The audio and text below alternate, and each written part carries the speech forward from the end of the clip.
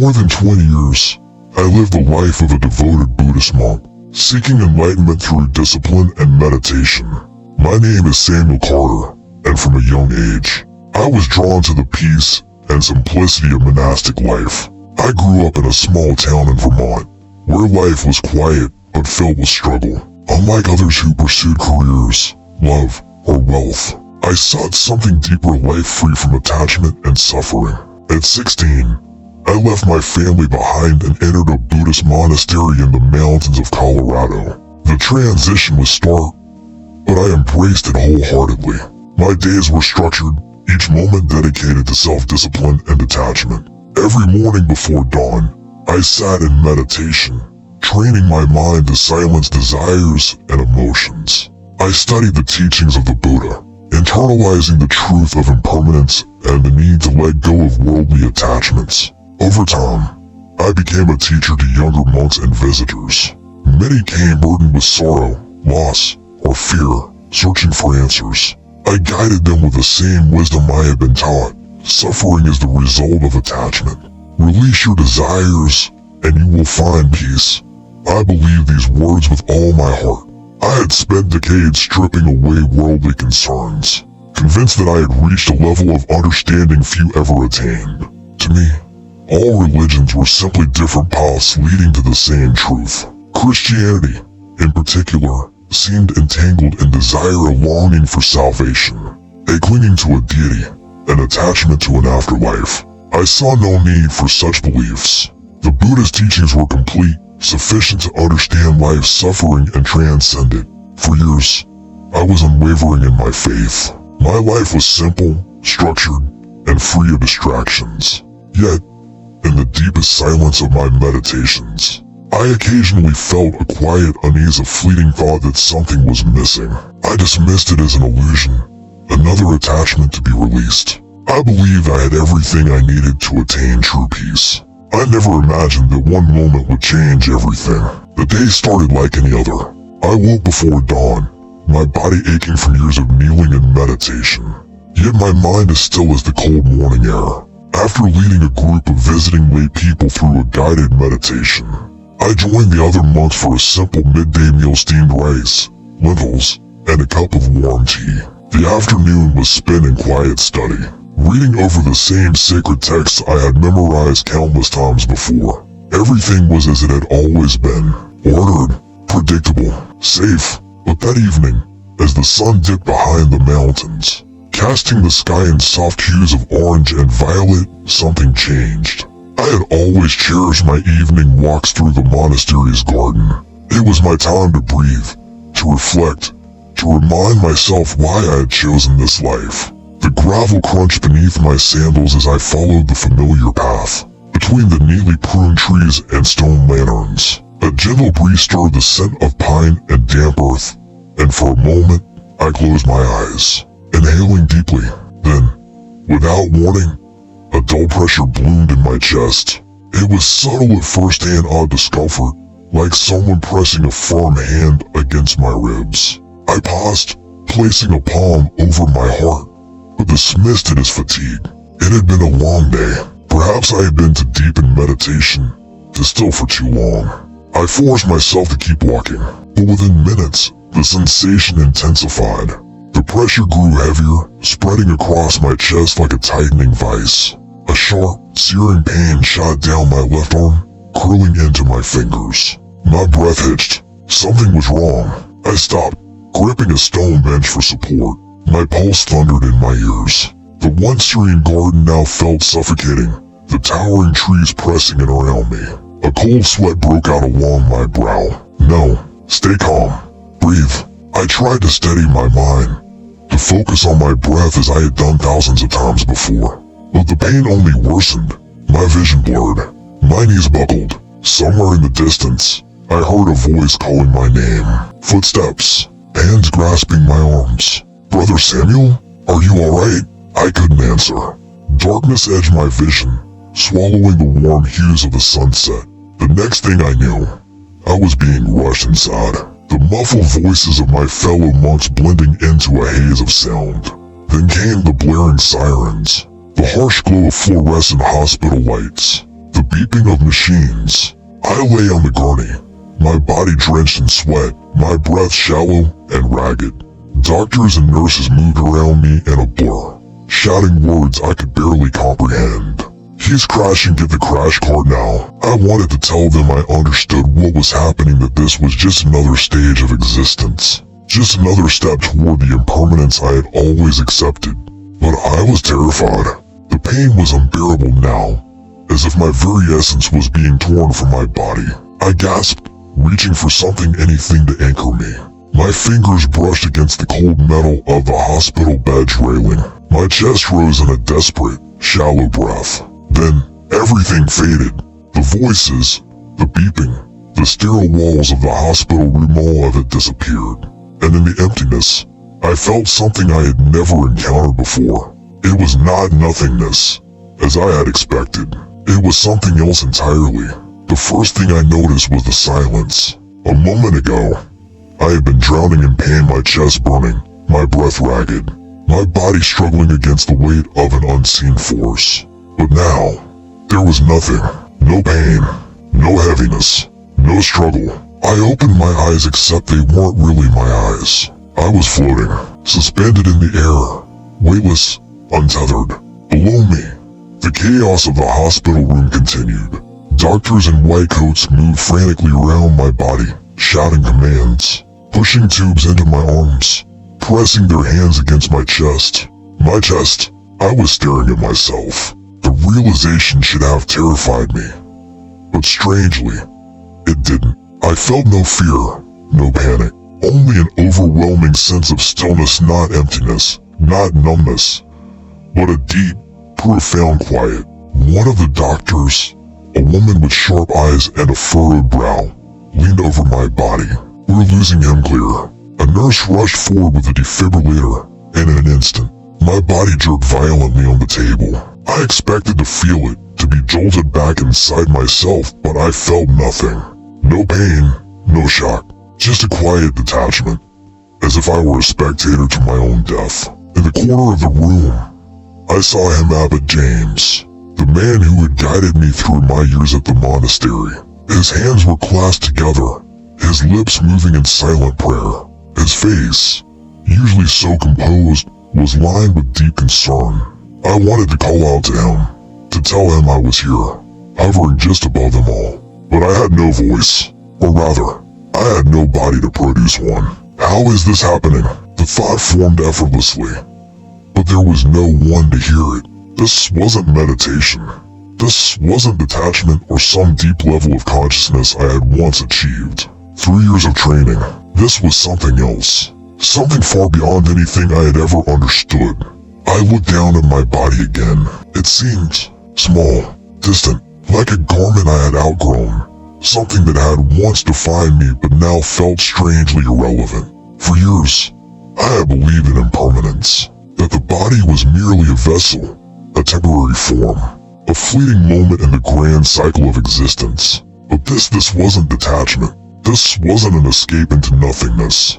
It was the beginning of something much, much greater. At first, I felt weightless, untethered from everything I had ever known. The hospital room, the frantic doctors, my own lifeless body below, they no longer held me. Something unseen pulled me upward, beyond walls, beyond space itself. It was not violent or forceful, but undeniable. Then, I saw it, a light unlike anything I had ever encountered. It wasn't the harsh glare of the hospital lamps or the golden hues of a setting sun. This light was alive. It pulsed, not in a rhythmic pattern, but in a way that felt intentional. It knew I was there. I felt it before I fully saw it. A warmth, not physical, but consuming. It didn't burn. It didn't blind. Instead, it filled me, wrapping around me like an unseen presence, one that had been waiting for me all along. As I drifted closer, I felt my thoughts unraveling, not in a chaotic way, but as if they were being stripped of everything unnecessary. My fears, my doubts, even the rigid beliefs I had held for decades, they didn't disappear, but they no longer defined me. I should have been afraid.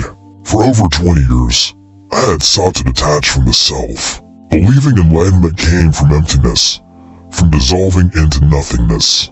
But this light, this presence was not emptiness. It was fullness. How could that be? A sudden realization gripped me. This was not like meditation. I had spent years achieving deep states of stillness, silencing the mind, slipping beyond thoughts into what I believed was ultimate clarity. But this was different. This wasn't me reaching some enlightened state. Something greater was reaching for me. The pull of the light grew stronger, but it wasn't demanding. It was inviting me forward as though it had been calling me my entire life. And I wanted to go. For the first time, I felt what it meant to truly belong not to a philosophy, not to a practice, but to something beyond myself. I was closer now, the light surrounding me, enveloping me in a way I could never explain.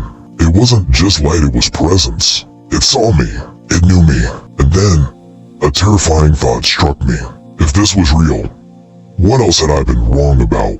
The light consumed me, not in a blinding flash, but in a way that made everything else, everything I had ever known, fade. I was no longer floating, no longer drifting. I was standing. It didn't make sense. I had no physical body, yet I could feel the ground beneath me. A weightless presence, yet still me. My mind, my thoughts, my very existence, they were all intact. And then, from within the light, a figure emerged. At first, it was only a silhouette, radiant yet distinct, as if the very essence of the light moved with him. Then, step by step, he came into view, a man, yet unlike any man I had ever seen. His features were strong but gentle, his presence overwhelming yet peaceful. He radiated authority, but not the kind that demands submission. It was the authority of truth itself. I knew instantly who he was. Jesus. The name alone sent a tremor through me. I had spent my life dismissing him as nothing more than a figure in a religion I barely acknowledged. A symbol of a faith I saw as bound to desire and attachment. But here he was, real, more real than anything I had ever known. I wanted to look away, but I couldn't. His gaze held me, not with force, but with something deeper understanding. For the first time, I felt truly seen. Every thought I had ever had, every moment of doubt, every struggle, every question, he knew them all. Yet there was no condemnation, no disappointment, only love. And then, he spoke. You have searched for truth your whole life, and now you have seen it. His voice was like nothing I had ever heard, calm yet powerful. A whisper that shook the very core of my being. Something inside me broke. I had spent decades in pursuit of enlightenment, believing that wisdom came through detachment. That peace was found in nothingness. But standing before him, I saw the flaw in my thinking. This was not nothingness. This was everything. Tears welled in my eyes, though I didn't know if I still had eyes to cry with. I opened my mouth to speak, to ask, to question, but no words came. What could I possibly say? All my teachings, my beliefs, the structure of my entire existence had all crumbled in the face of this truth. And for the first time in my life, I was afraid. I stood in stunned silence, my thoughts tangled in disbelief. How could this be happening? Jesus, the very figure I had spent my life dismissing, was before me, real and undeniable. His presence carried a weight that was beyond physical, as if truth itself had taken form. And in his gaze, I felt something I had never encountered before, a love that saw every part of me and did not turn away. Then, the world around me shifted. Suddenly, I was no longer in the presence of the brilliant light, but standing in the middle of a vast desert. The wind was gentle, carrying whispers of voices long past. Before me, scenes unfolded as if time itself had split open, revealing history in its purest form. I saw him, Jesus, walking among crowds, touching the untouchable, healing the broken. I watched as he placed his hands upon the blind, and suddenly, they saw. The crippled rose to their feet, their limbs made whole. The possessed, tormented by forces unseen, fell at his feet in peace. I saw the way people clung to him, not just with their hands, but with their hearts. They longed for something more, something only he could give, and he gave it freely. The scene changed. I saw him teaching, his voice steady, filled with wisdom and authority. The words he spoke were not just lessons, but life itself. He spoke of love, of grace, of a kingdom not of this world. He called people not to escape suffering, but to walk through it, to face it with love. And then I saw the cross. The moment I laid eyes on it, something within me shattered. I had always believed suffering was something to be detached from, something to transcend. But here was a man, God himself, choosing to suffer. I saw the nails driven into his hands, the weight of the world pressing down upon him. Yet his eyes held no hatred, only love. I had spent my life believing that peace came from surrendering all attachment, from freeing oneself from earthly burdens. But Jesus showed me something greater. Peace was not found in avoidance, it was found in love. His voice cut through my thoughts, gentle yet undeniable. The truth you seek is not in abandoning the world, but in embracing it with love. I fell to my knees. For years, I had sought enlightenment, but I now realized this was truth. Not emptiness, not detachment, but sacrifice, redemption, and love that conquered even death. Tears streamed down my face. I had spent so long searching, and now, I had found it. Jesus stood beside me, his presence radiating peace. Yet I sensed that something profound was about to be revealed. The air around us shifted, as if the very fabric of reality was unraveling. Suddenly, the brilliance of the light dimmed, and I found myself in a new place, one unlike anything I had ever seen. I was standing in a realm filled with indescribable beauty. The colors were richer than anything on earth, alive and vibrant, pulsing with an energy I could feel in my very soul. The air was warm, not from heat, but from something deeper, a presence that embraced me completely. Before me stretched endless landscapes, more real than reality itself. Rolling fields of golden light, trees that shimmered as if their leaves carried the whispers of eternity. In the distance, I saw figures, people. They were radiant, joyful. Their faces glowed not with earthly happiness, but with a peace that was absolute.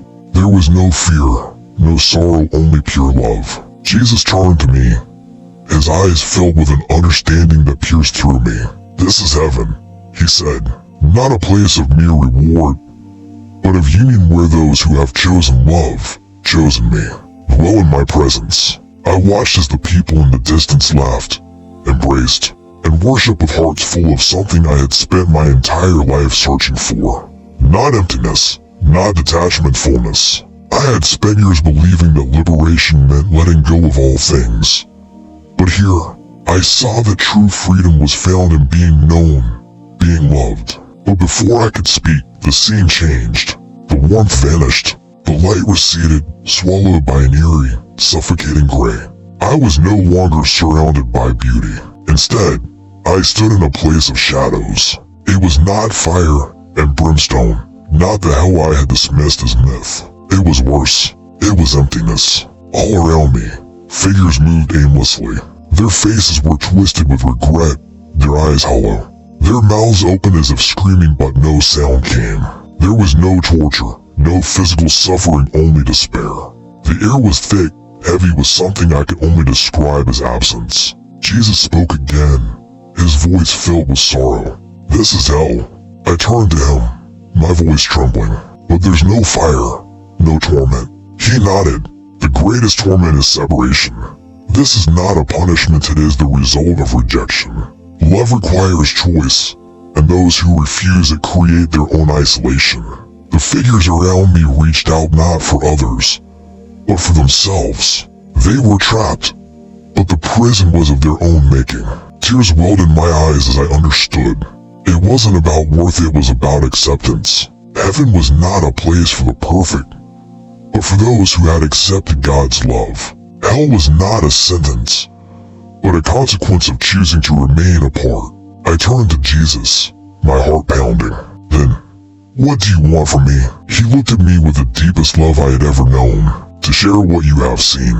Jesus stood before me, his presence overwhelming in its love and authority. The weight of what I had seen pressed heavily upon me, the undeniable reality of heaven and hell. The truth that shattered everything I once believed. His gaze met mine, and I felt as though He could see every part of me, every doubt, every fear, every question that swirled in my mind. And yet, there was no condemnation in his eyes, only love. "Now you have seen the truth," he said, his voice steady, filled with both power and tenderness. "But this truth is not yours to keep. You must share it." A cold fear gripped me. Share it? How? I had spent my entire life in pursuit of enlightenment, teaching detachment, believing that suffering was to be transcended, not embraced. How could I return to my monastery and tell them everything I had just witnessed? Would they think I had gone mad? Would they cast me out? I lowered my gaze, my voice barely above a whisper. I don't know if I can. Jesus stepped closer, his presence radiating peace. "You are not alone," he said. "I will be with you." His words should have been enough to comfort me. But my mind raced with uncertainty. Could I truly do this? Could I walk back into the life I once knew, carrying a message that would turn it upside down? I had spent years guiding others toward detachment, toward the belief that salvation was found in letting go. And yet, here before me was the one who had shown me that salvation was not found in escaping suffering, but in embracing love. I swallowed hard, feeling the enormity of the calling placed upon me. "What if they don't listen?" I asked, my voice unsteady. Jesus smiled, his expression filled with a deep knowing. "Some will reject the truth, some will resist it, but others are waiting. They are searching, just as you were, and you must be the one to show them the way." Tears burned in my eyes. I had spent so long believing that the path to truth was solitary, but now, I understood it was meant to be shared. A warmth spread through me, not unlike the light that surrounded us. It wasn't just peace, it was purpose. As the light around me began to fade, I felt a pull, a force drawing me back. "But what if I fail?" I whispered. Jesus' voice echoed, steady and sure. "You won't, because I will be with you." And then darkness. Silence. The weight of my body returning. The mission had begun. A sharp gasp tore from my lips as my eyes flew open. The blinding hospital lights pierced through the haze, and my lungs expanded violently as if I had been thrust back into my body from another world. My heart pounded, not from fear, but from the undeniable truth that had just been burned into my soul. The room spun, voices buzzed around me, yet only one truth consumed my entire being. I couldn't hold it in. I couldn't keep silent. Jesus is God. The words erupted from me, loud, urgent, undeniable. The room fell into stunned silence. The doctors froze, their eyes wide with shock. A nurse, gripping a clipboard, nearly dropped it. I was supposed to be dead, yet here I was, proclaiming something that only moments ago I would have dismissed as foolishness. One of the doctors stepped forward, shining a small flashlight into my eyes. "He's conscious," he murmured, still in disbelief. Another leaned closer, whispering, "This is impossible." But I knew, it wasn't impossible. It was a miracle. Tears welled in my eyes, but they weren't from sadness or fear.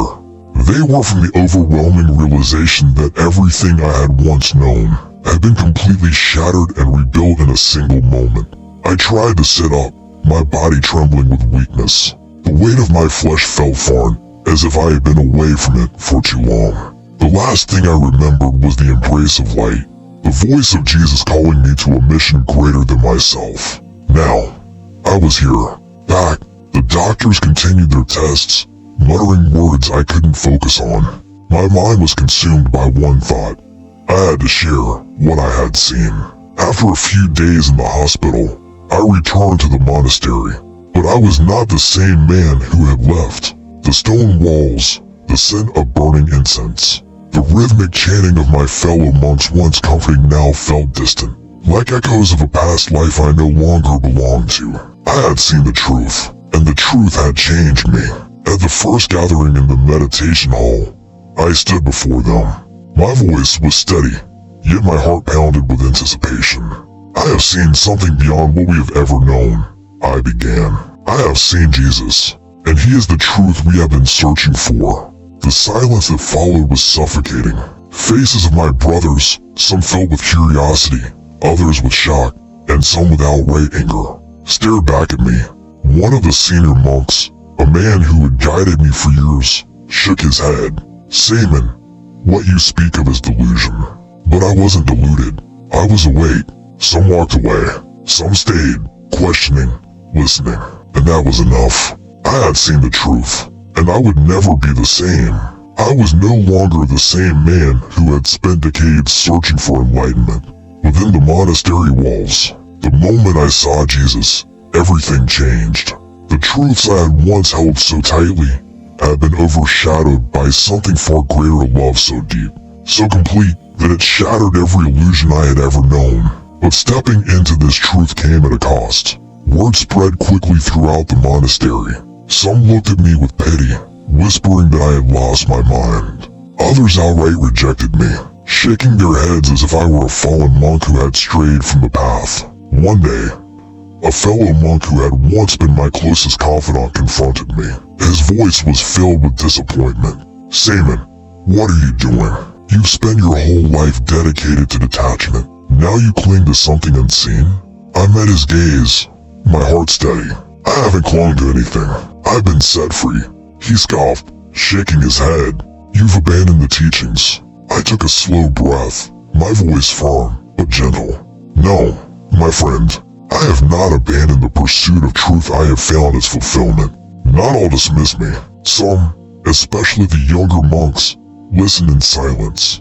Their eyes held the same longing I had once felt, the deep, unspoken hunger for something more. Despite the rejection, I knew what I had to do. I left the monastery not in anger or bitterness, but with a renewed purpose. I carried with me the discipline, the mindfulness, the wisdom I had spent years cultivating.